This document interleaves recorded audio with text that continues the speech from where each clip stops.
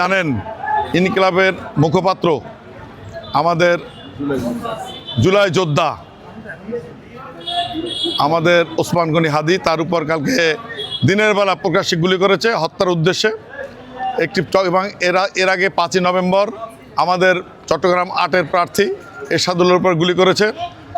একটি চক্র জানেন যে বাংলাদেশ থেকে জনগণ বিতাড়িত করে দিয়েছে, তফসিল ঘোষণার পরে তারা সন্ত্রাস শুরু করেছে। কালকে আপনি দেখেছেন যে ছাত্রলীগের এখন তারা বলছে ছাত্রলীগের মুখোশ নিয়ে তারা চলছে। সাদিক কায়েম তাৎক্ষণিক তিনি প্রতিক্রিয়া ব্যক্ত করেছেন, মির্জা আব্বাস সাহেব নাকি এই গুলি করিয়েছেন। আমরা এর তীব্র নিন্দা প্রতিবাদ জানাই। পাশাপাশি আমরা একটি কথা বলবো, ইনশাল্লাহ বাংলাদেশ জাতীয়তাবাদী দল ঐক্যের প্রতীক। আমরা ভোটের মাঠেও আছি, রাজপথেও আছি ইনশাল্লাহ। নির্বাচন বন্ধের পায়তারা করতেছে, কিন্তু বাংলাদেশের জনগণ এখন আর বোকা নেই, এগুলো করে কিছু হবে না ইনশাআল্লাহ।